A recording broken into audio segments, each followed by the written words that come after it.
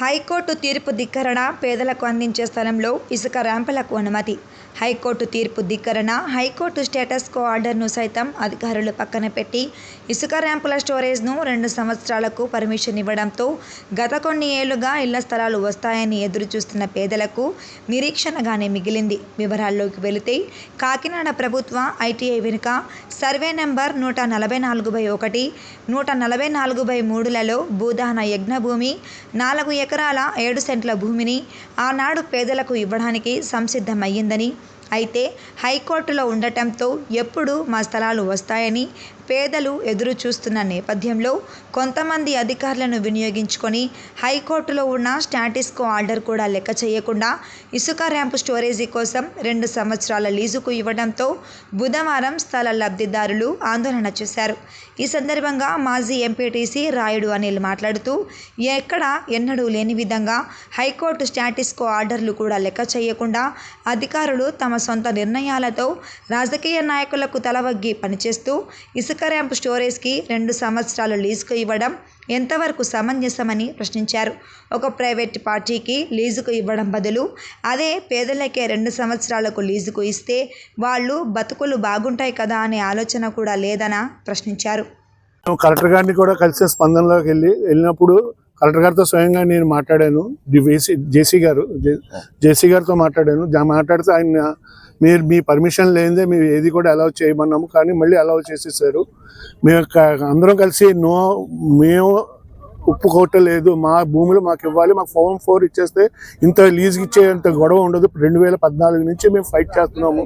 ఎంతోమంది వచ్చి ఆక్రమించుకొని ఇది చేస్తున్నారు. మా గవర్నమెంట్ సైడ్ నుంచి న్యాయం జరగట్లేదు కాబట్టి మేము వెళ్ళి చాలా ధర్నాలు, చాలా గొడవలు చేసాము మేము. కానీ మా మాటకి నెక్కకుండా చేస్తున్నారు. కోర్టులో కూడా కనీసం కౌంటర్ దాఖలు కూడా చేయలేదు. ఈ రోజుకి కూడాను స్టేటస్ కో ఉన్నా, స్టే ఉన్నా సరే కూడా పట్టించుకోవట్లేదు. కాబట్టి మేము కోరుకునేది ఒకటే, మాకు ఫామ్ 4 ఇచ్చి ఇల్లు కట్టుకునే రైట్స్ మాకు ఇవ్వాల్సిందో కోరుతున్నాం మేము. అదే చెప్తే మేము చేసి పెడతామని చెప్పి జేసీ గారు వాగ్దానం ఇచ్చారు. మీరు ఎటువంటి మీ పర్మిషన్ లేకుండా ఎటువంటి వాళ్ళకి కూడా మేము అలౌ చేయము, మాకు కూడా అధికారాలు లేవు అని కూడా చెప్పి కూడా మరీ ఇలా చేస్తున్నారు, అన్యాయంగా చేస్తున్నారు. కాబట్టి మాకు న్యాయం చేయవలసిందే మీడియా ద్వారా కోరుకుంటున్నాం. మనోజ్ గాని. నమస్కారం అండి, నా పేరు రాయుడు అనిల్, రాణిపేట ఎక్స్ ఎంపీటీసీ అండి. గత 2014లో గవర్నమెంట్ అయితే బ్యాక్ సైడ్ భూదాన్ బోర్డులో భూమిలో 60 గజాలు చెప్పిన మొత్తం 350 మందికి పట్టాలు ఇవ్వడం జరిగిందండి. అవి లోపలికి రావడానికి దారి లేక బురదపోయి ఉంటే మేము కొన్ని రోజుల తర్వాత రోడ్డు ఏదో పడుతుంది, రోడ్డు పడిన తర్వాత దానిలోకి వెళ్దామని చెప్పి ఆగామండి. తర్వాత రోడ్డు పడిన తర్వాత వద్దామనే లోపల చంద్రశేఖర్ రెడ్డి గారు దీన్ని కబ్జా చేయడం జరిగిందండి. మేము కోర్టును ఆశ్రయించాం 2016లో. అప్పటి నుంచి స్టేటస్ కో మీద నడుస్తుందండి.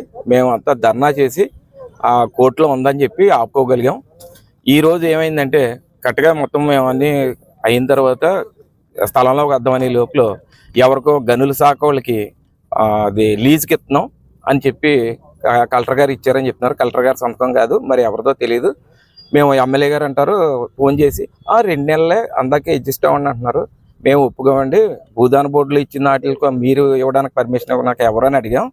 అడిగితే ఇంతలో మేము కలెక్టర్ గారికి, జేసీ గారికి సోమవారం గ్రీవెన్స్లు ఇచ్చాం. ఇలా కోర్టులో ఉందండి అంటే ఆయన అన్నారు కోర్టులో ఉంటే మేము ఏం చేయడానికి అవ్వదు, మీకు ఇష్టం అయితే వేస్తాం లేకపోతే లేదన్నారు. కానీ ఈరోజు ఉదయాన్నే లోడ్లు దింపేసి మాకు ఆర్డర్ ఇచ్చారు, మేము చేసుకుంటామని చెప్పి ఇలా రావడం జరిగింది. మేమంతా లబ్ధిదారులు అందరూ సైట్లోకి రావడం జరిగింది. ఇది కంటాంతి కోర్టు వేసాం ఆల్రెడీ. ఈరోజు మధ్యాహ్నం 2ంటికి వస్తుందండి. వచ్చే వరకు మేము ఆగమని చెప్పి ఆపివండి. ఆల్రెడీ జేసీ గారు కూడా అయితే మేము ఆపుతామని చెప్పి ఆయన మళ్ళీ పర్మిషన్ ఇవ్వడం ఏంటి, మళ్ళీ మున్సిపాలిటీ వాళ్ళు వచ్చి దగ్గర ఉండి చేస్తున్నారు. ఇది ఎంత అన్యాయం అన్నది మీరు అందరూ మీడియా ముఖంగా మాకు న్యాయం చేస్తారని మేము ప్రార్థిస్తున్నాం.